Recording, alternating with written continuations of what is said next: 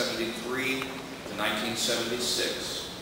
And I would be remiss, it was a little too late to make the program for me to remind Susan that I travel with my own accompanist, my wife Marilyn, who most of you know.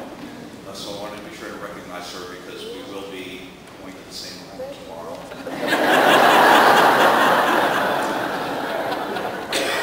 And Dwayne wrote a beautiful letter. Our friend Robert Blocker, I called him to someone just a few days ago, a wordsmith. Beautiful words just flow from him. As he's sitting there, I can see it going, emanating from his page.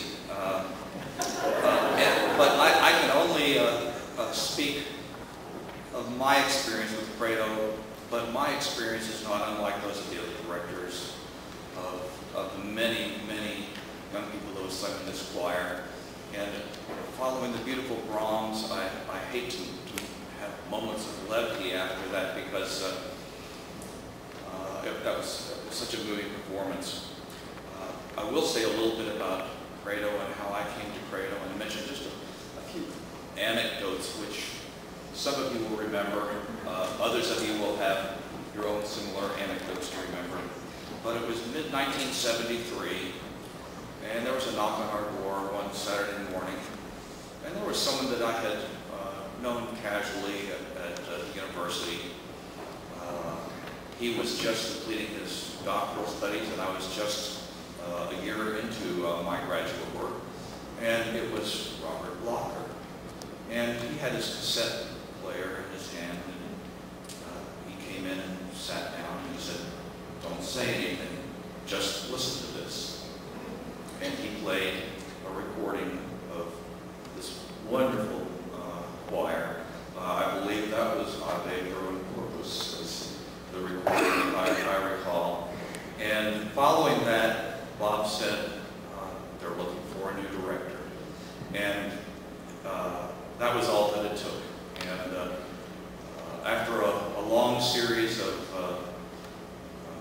deliberations, Marilyn and I decided that this was the right thing in the right place for us, and it definitely was. Bob, he came to us not because he thought I could use the job in graduate school, but he cared first about the youth of this church. He cared about this church, and he cares about great music. And for that, I'm grateful for him coming to me at that time. For Marilyn and I, this has been the years that we were here were some of our most meaningful, and you and all the parents and this church family taking us in made this not just a place where we went to school, but it did make it a home, and we have felt that ever since. Credo has had many, many fine directors. Of course, Susan Cooksey has been a mainstay here forever. And we are all grateful for her. Dwayne, Bob, Emily, who I met at one of the Credo reunions, but of course whose reputation as a composer preceded her. Dwayne, Marilyn and I were in Denver recently to hear a friend who was going to play all of the Rachmaninoff piano concertos. And the second half of one of the programs started, and the Colorado Symphony Chorus gave a beautiful rendition of 3 Rachmaninoff choral works, and directed by Jeffrey Kahane, the Colorado Symphony conductor, and at the conclusion of which out came Dwayne Wolf, the founder and conductor of the Colorado Symphony Chorus. Previous to that, the founder and director of the Colorado Children's Chorale, and many of you may or may not know that he is now the conductor of the Chicago Symphony Chorus. So a long and illustrious career, and I don't know many of the other Credo directors, and I know that they have gone on and made their marks as well, as have so many of the choir members. And just a few quick remembrances of my time here. I remember loading about 35 people onto the bus, and we went to Fort Worth to hear a performance of Bernstein's Mass. And I remember one of the younger ones came out of that and they said, I don't know what that was all about, but that was the greatest thing I've ever heard. I remember the late evenings when Nelda and Peggy would come over, Nelda applying us with her famous cheesecake, and we would sit and talk till late in the evening. I remember Tim and Allison and Terry Johnson and Bill Parks coming over and convincing me to transcribe some, I think it was Java Jive, I think was what I ended up transcribing for one of the talent shows for them. It was a wonderful relationship.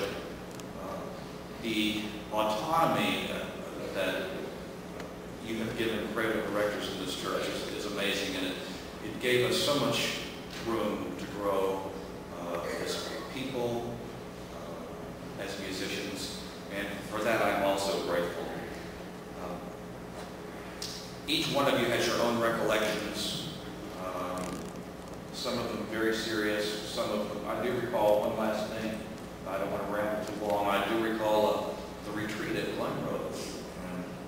They had a very shallow pond in front of the retreat and some very wide bottom canoes. The supervisor of the camp said that you could never sink these. About 20 minutes later, Molly Clark had sunk her. There are memories like this, serious, light, and it's woven apart into all of our lives.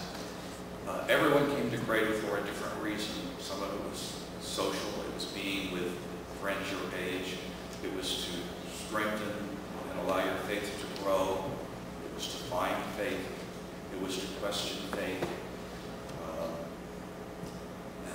And we will all leave here with wonderful memories of those times.